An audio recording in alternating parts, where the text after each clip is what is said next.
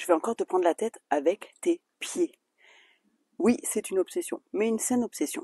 Pourquoi? Parce que les pieds, c'est ton seul contact avec le monde extérieur. Tu remarqueras que je te prends la tête peut-être, mais j'ai soigné le décor. Donc rien que pour ça, ça vaut le coup que tu restes écouter ce que j'ai à te dire sur tes pieds. Comme je te disais, tes pieds, ton seul point de contact avec l'extérieur, réel, tout le reste, c'est une image, une projection que ton cerveau va se faire. Donc plus tu donnes de l'information de qualité avec tes pieds, et plus ton cerveau va se représenter ce qui est autour de toi de manière fiable. Imagine que c'est un petit peu comme un GPS, si tu donnes une carte toute pourrie, qui n'a pas beaucoup de précision et sur laquelle il y a des trous, et ben ton GPS a peu de chances de t'amener chez toi, il va plutôt t'amener chez le voisin. Si au contraire tu as une carte hyper détaillée, hyper précise et juste, et ben là tu as toutes les chances d'arriver à destination. Tes pieds jouent le même rôle par rapport à ton cerveau.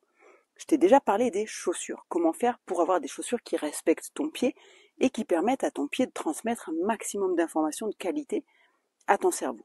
Et au-delà de ça, d'avoir des pieds qui ne soient pas douloureux, qui ne se déforment pas avec l'âge et qui te permettent de continuer à pratiquer toutes les activités physiques que tu veux ou ne serait-ce que de marcher et de pouvoir te déplacer librement. On n'y pense pas, peut-être que tu es beaucoup trop jeune pour avoir ça en tête. Moi, j'ai beaucoup de clients qui ont du mal à marcher et donc je te le dis, quel que soit ton âge, si tu as 20 ans, 30 ans, 40 ans, c'est maintenant que ça se joue. Donc, je t'ai déjà parlé des chaussures minimalistes, qui sont celles que je recommande à tous mes clients. Mais voilà, je recommande les chaussures minimalistes à tout le monde, parce que ce sont celles qui respectent tes pieds et qui vont leur permettre de donner un maximum d'informations de qualité à ton cerveau et à la fois d'entretenir tes chevilles, tous les muscles qui sont intrinsèques et extrinsèques aux pieds, et donc d'avoir des pieds solides. Et en gros, si tu as des pieds solides, le reste de ton corps le sera aussi. Donc, je t'ai parlé des chaussures, mais il n'y a pas que ça.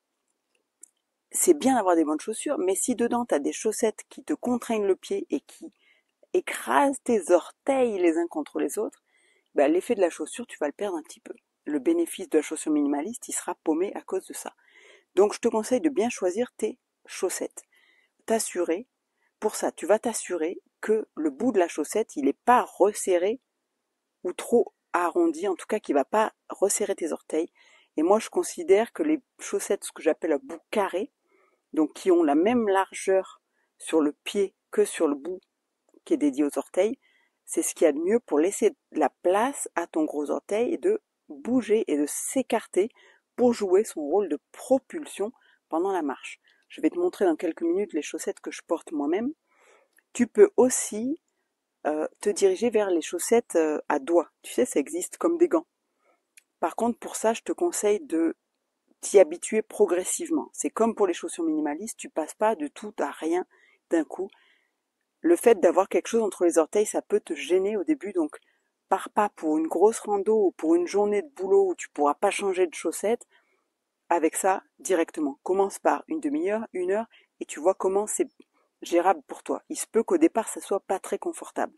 Donc voilà, je voulais déjà te prévenir de ça. Maintenant, je vais te montrer ce que je porte comme chaussettes. Donc, je laisse moi juste le temps de défaire mes chaussures. Et encore une fois, il n'y a pas de marque privilégiée. Je te laisse admirer le paysage pendant que j'enlève mes chaussures.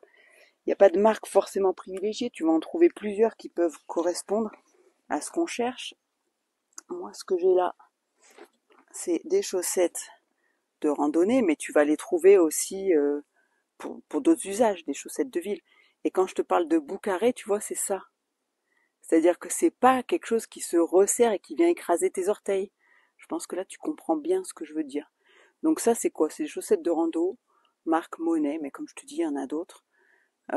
Celle-là, moi, je les trouve pas mal. En gros, de toutes mes chaussettes, j'en ai gardé deux paires. Celle-là et une autre en laine. Et il n'y a que celle-là qui me conviennent parce que moi, comme je te l'ai déjà dit, j'ai changé toutes mes chaussures pour des minimalistes parce que j'avais trop mal aux pieds. Mais après, petit à petit, j'ai aussi changé, enfin, plutôt viré les chaussettes qui me convenaient pas. Donc voilà, prendre soin de ses pieds, ça passe par le choix des chaussures, le choix des chaussettes, et puis après, c'est l'entretien des pieds. Et pour ça, si tu es intéressé, j'ai plein de mouvements à te proposer, mais aussi une formation hyper complète qui te permet de te débarrasser de tes douleurs de pieds et de préparer tout ton corps aux chaussures minimalistes et à avoir des pieds, des chevilles et des jambes solides. Ça s'appelle l'atelier du pied. Tu retrouveras le lien en description et il y a une promo en ce moment, donc profites-en, ça va pas durer. Allez, prends soin de toi et de tes pieds. Bye.